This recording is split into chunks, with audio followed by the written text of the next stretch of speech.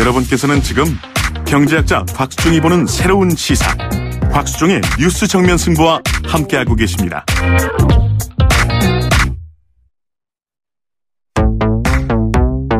문제는 경제다? 아하, 경제는 여기가 전문이지.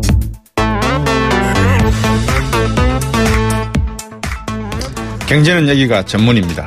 경향신문 경제부 박병률 기자와 함께하면 더 전문가가 됩니다. 막 오른 예산 전쟁에 대해서 오늘 이야기해 보겠습니다. 박병률 기자 나와 계십니다. 안녕하세요. 네, 안녕하세요. 앞서도 방금 오건호 내가 만드는 네. 복지국가 공동운영장과 인터뷰를 했었는데 문재인 케어 발표했지 않습니까? 네. 결국 돈이죠, 그죠? 네, 맞습니다. 이게 결국 우리가 흔히 말하는 이제 예산이다, 재정이다. 예. 결국 이걸로 설명을 할 수가 있을 것 같은데요. 예. 어제 좀 재밌는 일이 있었죠. 지금 김동연 부총리 겸 기획재정부 장관이 휴가입니다. 예. 네. 근데 이제 휴가임에도 불구하고 어제 나와서 회의 하나를 주재를 했는데. 예. 사실 그 전날 이제 자신의 페이스북을 통해가지고 내가 휴가긴 한데 내일 중요한 회의가 있어서 나간다 이렇게 예고를 했었습니다. 예. 어제 있었던 회의가 경제관계 장관 회의였는데요. 예. 이제 휴가임에도 불구하고 부총리가 이제 이렇게 미리 예고까지 하면서 나왔던 게 그만큼 이제 중요한 사안이 있었다 이런 얘기인데. 네. 그게 바로 이제 어제 세출 구조 조정에 관한 그런 얘기였습니다. 네. 이 세출 구조 조정이라는 것은 이제 이게 세출이라는 게 정부가 이제 돈을 쓰는 걸 말하죠. 정부의 재정을 지출하는 걸 우리가 세출이라고 네. 하는데. 그렇죠. 이 쓸 돈 중에서 이제 우선순위를 새롭게 한 번 더 정리를 해서. 네. 굳이 쓰지 않아도 될 돈 같으면 쓰지 않겠다. 그게 세출 구조 조정이다. 이런 얘기입니다. 네. 근데 이 지금 세출 구조 조정이 이제 중요한 이유가 문재인 정부가 앞으로 공약을 이행하기 위해서. 네. 앞으로 5년 동안 178조 원을 이제 마련하겠다. 그랬죠. 그랬는데 이게 다 증세라든가 들어오는 돈만 얘기하는 게 아니라. 네. 나가는 돈 중에서도 그 돈을 예. 아껴가지고 재원을 마련하겠다라는 게 있기 때문에 예. 되게 중요한데요. 예. 일단 정부는 원칙적으로 예산 10%는 다 절감을 하겠다. 예. 그랬는데 우리가 가정경제도 그렇습니다만 사실 예산 10%가 작은 게 아니거든요. 40조잖아요. 네. 예. 즉 우리가 400조 예산으로 보면 40조 원이 되는 거니까. 예. 그러니까 지금 어떻게 보면 이제 부처 입장에서는 악소리가 날 수밖에 없는 거고 예. 또 그만큼 또 중요할 수밖에 없습니다. 그 지출 구조 조정 한다는 게 발표된 내용을 보면은 40조보다 좀 많은 것 같거든요. 네, 지금 178조 원 중에서 순수하게 예. 세출 구조 조정으로 되는 게 60조 원입니다. 그렇죠. 예, 5년간 이제 60조 원을 세출 구조 조정을 하겠다고 하는데 예. 근데 이제 이게 우리가 단순히 10% 절감하면 예. 40조 절감하는 거지만 예. 이게 지금 5년간 60조 원이거든요. 12조. 예, 매년 1년간 12조. 12조. 이게 뭐가 크냐 이렇게 생각할 수도 3% 있습니다만. 정도죠. 예. 예. 근데 이게 사실 보면 또 매년 새로 들어오는 예산도 있고 하기 때문에 예. 꼭 플러스 마이너스 치면 사실 12조 줄이는 것도 지금 엄청난 겁니다. 그러니까 5년간 178조 원을 마련을 하는데 네. 이 중에 60조 원을 우리가 예산을 줄여서 마련하겠다. 그러면 단순히 보면 3분의 1 정도는 네. 세수에 관련되게 받아서 하는 게 아니라 예. 나가는 걸 아끼겠다는 얘기거든요. 그렇죠. 그래서 어떤 식으로 하든 하여튼 60조 원은 내가 나가는 돈 아껴가지고 마련하겠다는 거니까 정말 허리띠를 꽉 졸라매겠다라는 얘기인데 이 박근혜 정부에서도 사실 지출 구조 조정 들어가 있었습니다. 근데 거의 못했죠. 이 지출 구조 조정을 하겠다 놓고 그 다음에 가면 또 경기가 안 좋으니까 그래 다시 돈 풀게. 네. SOC 하나 줄게. 이렇게 하다 보면 거의 사실 세출 구조 조정이 어렵고요. 예. 이제 그러다 보면 나중에 또 빚이 많이 늘어나게 됩니다. 제가 잘못 이해하고 있는지는 모르겠습니다만 지출 구조를 줄인다고는 했지만 네. 돈 나가는 거는 똑같은 거 아니에요? 왜냐하면은 다른 데 쓸 돈을 아껴서 복지비로 내겠다고 했으니까 쓰는 돈은 다 똑같은데 눈먼 돈으로 펑펑 국민의 세금을 쓰고 있는 부처의 예산을 잘 관리해서 그 돈을 정말 효율적이고 합리적이고 사회적으로 파급 효과가 큰 복지 부문으로 옮기겠다 이 이야기 아닙니까? 그렇죠. 그러니까 세출 구조 조정이라는 게 예산을 줄이겠다는 뜻이 아니라 그죠. 나가는 돈 중에서 필요 없는 돈을 내가 아끼겠다. 만약에 내가 100만 원을 가지고 평소에 생활을 하는데 쭉 살펴보니까 담배로 내가 매달 예를 들면 10,000원을 쓰고 있네. 그러면 이 담배 10,000원을 쓰지 않고 대신 이 10,000원을 내가 다르게 교육비로 쓴다든가 이렇게 쓰겠다는 건데 그러다 보니까 기존에 쓰고 있던 것을 아무튼 줄여야 되니까. 네, 그게 이제 힘든 겁니다. 그럼 보건복지부가 상당히 파워가 세지겠습니다. 그렇죠. 어쨌든 기존에 있던 예산을 빼와서 복지 쪽으로 이제 넣게 되니까 지금 우리나라 예산의 3분의 1이 어쨌든 보건, 복지, 그러니까요. 고용 예산인데 이 포션이 더 커질 수가 있겠죠. 그래서 주로 정부가 빼겠다 한 내용을 보면 대표적인 게 SOC가 되겠죠. 그렇죠. 네. 김동연 이해찬 부총리가 직접 나와서 회의를 주재할 정도로 중요한 이유. 그래서 지출구조 조정에 대해서 강도 높게 아마 이야기가 나왔을 건데 네. 어떤 이야기가 실질적으로 많이 나왔습니까? 네, 어쨌든 김 부총리가 강도 높은 지출구조 조정 필요하다 어제 이렇게 강조를 했고요. 네. 실질적으로 이제 내년 예산이 다음 주 초반까지는 마무리돼야 된다는 얘기를 했습니다. 예. 왜냐하면 9월 1일까지 이제 정부가 정기국회가 나오니까 그죠? 네, 9월 1일까지 정부가 예산안을 발표를 하는데 이 발표하기 전으로 따져보면 역산을 하면 다음 주까지는 대충 계략적으로 나와야 기재부가 취합을 한다는 거죠. 취합을 하고 만들 수가 있기 때문에 그러니까 이제 내년도 예산 편성이 아주 많이 남은 게 아니라 지금 한참 이제 기재부가 만들고 있고 각 부처가 지금 이제 보고를 하고 있습니다.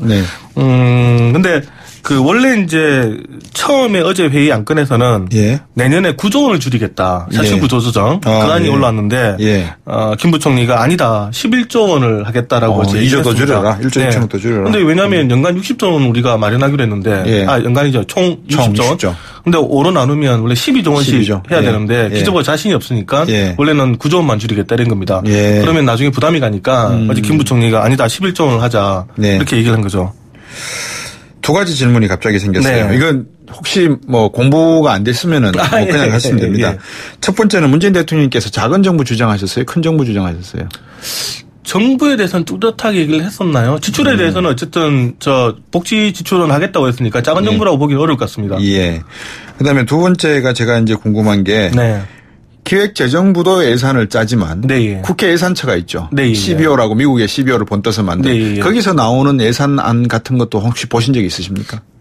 우리나라 국회 예산처. 국회 예산처가 별도로 예산안을 만들진 않죠. 않는데 혹시 그분들이 생각하고 있는 예산의 편성이나 이런 내용들을 보신? 좀 더 보수적이죠. 주로 우리 예산안이 만들어지는 게 정부가 만들어서 제출하면 국회는 그것을 검토를 하기 때문에. 이제 미국 같은 경우는 반대지 않습니까? 반대죠. 의회에서 예산을 만들어서 정부가 백악관에서 의산안을 내는 그런 형태인데 어떻게 국회 민생을 책임지고 있는 국회는 보고 있나 제가 궁금해서 여쭤봤고요.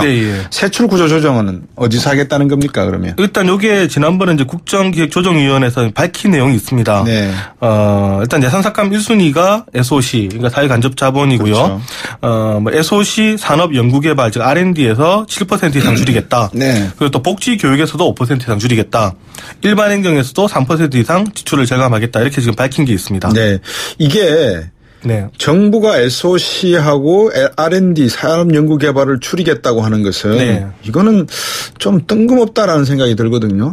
근데 지금 사실 다른 나라에 비해서 우리가 SOC나 R&D 예산이 너무 많다라는 지적이 있었기 때문에 예산 부분에서는 이걸 좀 줄여야 된다. 왜냐하면 우리나라 같은 경우는 정부가 여기 투자를 하자 이러면서 정부가 주도하던 형태였거든요. 그러니까 박정희 정권 이후에 정부가 어떤 투자할 것을 정해가지고 소위 말해 공급 측면에서 했기 때문에 최근에 이제 4차 산업혁명 시대에서는 정부가 주도할 수 있느냐.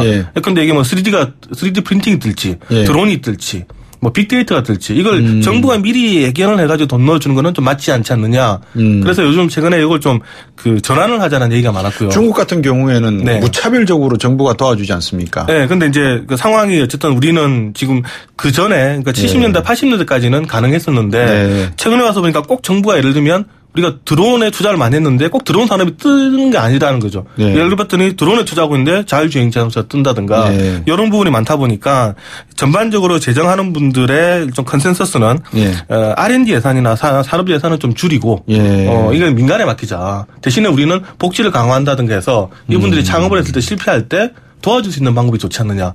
최근에 이런 트렌드로 좀 가는 게 있습니다. 정부의 정책 기조가 상당히 중요한 대목인 것 같은데요. 이게 역대 정부에서 놓고 봐도 당장 박근혜 정부 전 정부에서도 놓고 봤을 때도 줄인다 그래 놓고 안 줄인 부분이 많잖아요. 맞습니다. 경기가 어렵다 그러면 돈 좀 풀어야 되겠다. 그러니까 어떻게 풀까 하면 결국 SOC를 가져오게 되거든요.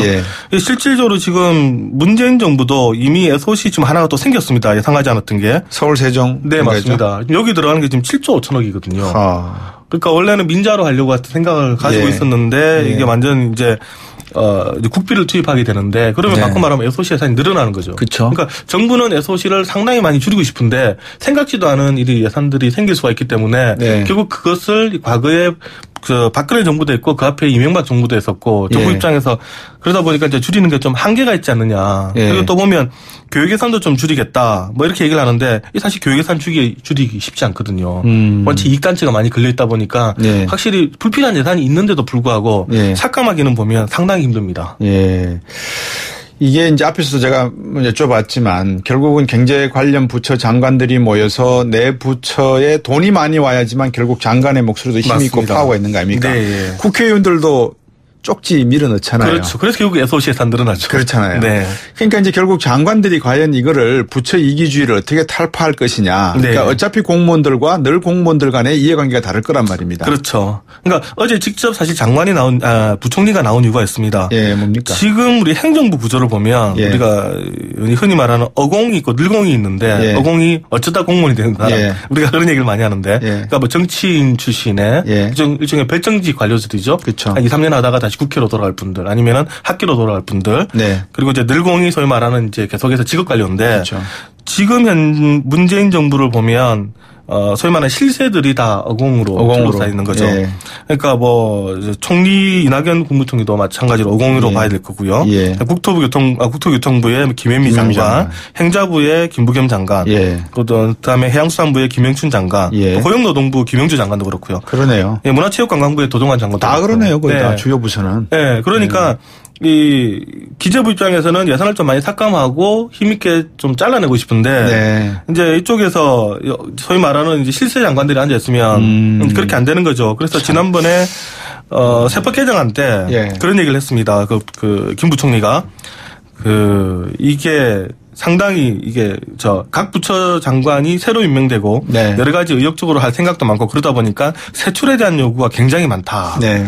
세출 구조조정을 해야 할 판인데 힘들게 작업해야 될 상황이다라고 이렇게 공개적으로 부총리가 얘기할 정도로 나는 줄이고 싶은데 오히려 각 부처에서는 증액을 요구한다. 힘들다. 좀 도와달라. 이런 얘기를 하기도 했습니다. 예. 앞에서 실세 장관들이라고 하셨는데 장관이 모든 것을 다 뭐 전지전능하게 해결할 수도 없는 문제지만 네. 이 실세 장관들이 결국은 파워가 실리려면 진짜 실세로 불리려면 네. 돈을 많이 가져오고 맞습니다. 돈을 적게 뺏게 이게 될까요? 참 걱정이네요. 사실 우리가 실세 장관이나 아니다 따지는 것 중에 하나가 예. 부처 입장에서는 얼마만큼 예산을 많이 확보해 주느냐 예. 또 하나는 인사를 얼마만큼 원하는 만큼 보내주느냐. 그렇죠. 이 두 가지인데 그러다 보니까 아무래도 지금 김동연 부총리는 사실 늘공이죠. 관료 출신이었었고 이 정부의 어떻게 보면 개혁 공신은 아니다 보니까 예. 이 상대적으로 뭐 로비를 하는가. 아까 제가 우리 김 작가가 저한테 질문 주셨을 때 네. 이주열 하는 총재 이야기하고 김현철 네. 경제보좌관 네. 이야기를 제가 했습니다. 네, 그렇습니다. 예, 금리 정책마저도 지금 실세가 딱 건드려 버리면 그렇죠. 어공이시지만 이주열 하는 총재도 하는 이 독립성, 금리 정책을 가져가야 되는 문제에 딱 브레이크가 걸려버리거든요. 그렇죠. 이런 것들이 왜 정부가 바뀌어도 해결이 안 되는지는 저는 뭐 해보지 않았으니까 모르겠는데 네. 두 번째 문제가 또 비슷한 문제가 있습니다. 네. 종교인 과세 문제예요. 그렇죠. 이게 또 정세한다 그랬다가 안 한다 그랬다가 또 유예 법안까지 내시고요. 네. 이거 뭐 어떻게 한다는 겁니까? 사실 어제 또 갑자기 그 뉴스가 또 불거졌죠. 김진표 의원이 어쨌든 지금 총대를 내면서 종교인 과세 유예 법안을 결국 냈는데 네. 이게 사실 이 종교인 과세 유예도 유예지만 이 법안이 만약에 상정이 되고 논의되고 만약에 하나 통과가 되면 상당히 상징적으로 여러 부분에서 현 정부의 스텝이 좀 꼬일 수 있다. 이렇게 봐야 될 것 같습니다. 네. 왜냐하면 지금 복지는 좀 강화하고 잘하고 싶은데 언제든지 지금 돈에 대한 수요는 남아 있고요. 그렇죠. 그러면 가능한 한 증세를 해야 되는데 그러면서 증세가 사실 일반인들한테 하는 증세가 좀 부담스러우니까 고소득층 재벌 대기업한테 일단 먼저 돈을 내라 한 상태인데 갑자기 특정 집단에 대해서 세금을 유예를 한다. 이렇게 되고 나면 서민들한테 세금을 내라고 말하기가 상당히 어려워지는 거죠.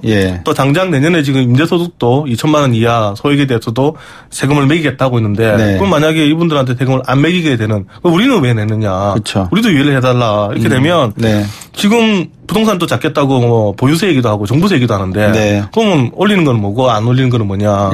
그리고 또 기준이 없다는 거죠. 그리고 심지어 이런 상황에서 지금 자유한국당은 담배세, 유류세 깎아달라, 서민감세다. 이렇게 되다 보면 현 정부의 이제 증세 스탠스가 완전히 꼬인다는 거죠. 이거 어떻게 될 거냐. 이게 지금 종교인 세금 유예, 그러니까 과세 유예뿐만이 아니라 여러 가지 파급력이 있을 것 같습니다. 세수는 너무 잘 들어오고 있는 거 아닙니까? 지금 전 정부들이 잘 해놔서 이런 겁니까? 왜 이렇게 세수가 잘 들어옵니까? 10조가 넘어가고 막 이래요. 네, 사실 전 정부가 일단 박근혜 정부 쪽에서 어느 정도 이제 과세를 할 수 있는 토대를 만들어 놓은 것도 인정을 해야 되고요. 예. 일단 국세청이 요즘 열심히 지금 세금을 좀 걷고 있습니다. 그렇죠. 예, 과거랑 다르게 이제 종합소득세 같은 부분도 보면 이제 많이 좀 걷는다는 얘기가 지금 들려오니까 네. 그 부분도 분명히 있고 또 하나는 어떻게 보면 이번 정부 입장에서는 일종의 또 운이 될 수도 있겠죠. 뜻하지도 않게 그러니까 경기가 생각보다 좋더라. 네, 그리고 이번에 사실 부동산이 부동산만 보면 사실 서민들이 힘든 상황이지만 네. 이거 많이 거래가 될수록 양도소득이 많이 들어올수록 정부 입장이 좋아지는 거죠. 네. 그렇지 그런 것들이 같이 이게 들어오면서 맞물리면서 예. 지금 세금이 생각보다 많이 들어오는데 오늘 기재부 자료를 보니까 6월까지 지난해보다 약 한 12조 원이 지금 더 거쳤거든요. 이야. 올해 우리 목표가 지난해만큼 걷는 건데. 12조요? 예. 오. 올해 우리 목표가 지난해만큼만 걷는 거다였는데 왜 지난해 너무 많이 거쳐가지고. 예. 그런데 지난해보다 지금 12조 원이 들어왔습니다. 세금 잘 내시네요, 우리나라 국민들. 여기저기서 지금 막 들어오고 있습니다. 예. 그래서 지금 양도세 같은 경우는 과거에 신고했던 게 이제 막 들어오고 있죠. 그렇군요. 법인세도 이제 작년에 상황이 괜찮았던 것들이 막 들어오고 있고. 그러니까 작년 정도 좋았던 것들이 이제 막 지금 세금이 들어오고 있기 때문에 예. 그러니까 어떻게 보면 정권 입장에서는 대단히 행운이죠. 예. 지금 20조 원이 만약 이대로 가면 연말까지 20조 원 정도 지금 더 들어올 수 있을 것 같은데 예. 올해 지금 우리가 추경에서 지금 예상을 했던 게 8조 8천억이거든요. 예. 그렇죠. 맞아요. 네, 그럼 단순히 계산하면 벌써 한 11조 원 정도 남는다는 얘기입니다. 그럼 이 돈을 갖고 할 수 있는 게 뭐냐면 국채를 갚든가 아니면은 남았으니까 또 쓸 수 있거든요. 그러니까 어떻게 보면 지금 문재인 대통령 입장에서는 약간 여유가 생긴 거죠. 11조 원만큼 증세 논의를 더 할 수도 있는 거고요. 네. 또 어제 나왔던 이제 문재인 케어도 보면 5년간 필요한 30조 원 중에서 절반을 국가재정으로 하겠다 이런 얘기를 했죠. 근데 이 얘기를 할 수 있는 게 올해도 보니까 역시 세금이 잘 나오더라. 5년 동안 잘 나올 것이다. 네, 내년 후에 확 꺾이지 않는다. 긍정론의 긍정 시나리오를 바탕으로. 네, 그렇게 생각을 할 수가 있는 거죠. 예. 그러다가 잘 나가다가 잘못되면요. 네, 그게 문제죠. 그러니까 지금 북한 문제 약간 슬금슬금 이상해지기 시작하고, 그다음에 또 지금 부동산 정책도 어쨌든 이게 시행이 되면 거래가 좀 줄어들 거란 말입니다. 그렇죠. 그리고 또 양도소득세도 줄어들 거고, 예. 지금 북미 관계 이게 좀 이상해지면 또 주식 거래도 좀 줄어들 것이고. 예. 그다음에 만약에 기업들이 또 어렵다. 또 최근에 특히 중국 문제 때문에 현기차가 어렵죠. 네, 예. 소비도 지금 줄어들고 있고 현기차 어렵고 다 어렵습니다. 롯데도 어렵고. 그러면 여기서 법인세가 또 줄어든다. 그러면 또 당연히 이제 근로자들한테 가는 소득도 임금 증가율도 낮아지겠죠. 이런 부분들이 만약에 동시에 와버리게 되면 내년 혹은 내후년 이후에 생각보다 또 세금이 줄어들 수가 있죠. 실제로 2012년부터 2015년 4년간 우리가 예상했던 것보다 예산이 적게 들어와가지고 그때 당시에 박근혜 정부가 아주 혼쭐이 났었죠. 추경을 많이 했죠. 네, 그때 오히려 이제 추경돼가지고 예산도 줄이고 이렇게 했었는데 그러니까 그런 일이 안 벌어질 거다라고 얘기를 원한다는 거죠. 이제는 어느 정도 경제팀이 중심을 잡고 가야 될 시점인데 경제정책에는 크게 재정정책과 통화정책이 있지 않습니까? 네, 지금 박병률 기자와 말씀을 나눈 거는 재정정책 쪽으로 저희들이 맞습니다. 초점을 했고 금리정책 쪽으로 봤을 때 어떻게 가야 될까요? 금리를 올려야 됩니까? 어떻게 해야 됩니까? 글쎄요. 저는 사실 개인적으로 금리가 이제 올릴 시기가 다가오지 않느냐. 기본적으로 미국의 금리 인상도 이제 문제일 테고 또 지금 만약에 특히 북미 관계가 가장 클 것 같은데 이 관계가 앞으로 어떻게 뜨느냐에 따라 가지고 이제 경제가 오르면 여러 가지 생각을 할 수밖에 없을 것 같은데 지금 부동산 문제도 보기에 따라서는 시중에 너무 많이 풀려 있는 돈 때문이다라는 지금 얘기도 있습니다. 저금리와 유동성 때문에 그렇죠. 지금 그것 따지고 보면 금리를 올리는 게 맞는 것 같습니다만 역시 금리를 올리게 됐을 경우에 여러 가지 또 경제에 미치는 영향이 많다 보니까 사실 겁내고 있는 거죠. 그렇긴 한데 다음 시간에도 금리 혹시 이슈가 되면 금리 문제도 한번 짚어보도록 하겠습니다. 오늘도 경제 문제, 여기가 경제 전문이지 출연 박병률 전문 기자와 함께 경향신문 기자와 함께했습니다. 감사합니다. 네, 감사합니다. YTN 뉴스 FM 뉴스 정면 승부 오늘 준비한 내용 여기까지입니다. 이제 하늘에 고추 잠자리가 뱅뱅 도는 것 같습니다. 가을이 좀 다가오지 않습니까? 제가 스튜디오 들어올 때 비가 오던데요. 운전 조심해서 하시고요. 전 내일 다시 뵙겠습니다. 박수정이었습니다. 고맙습니다.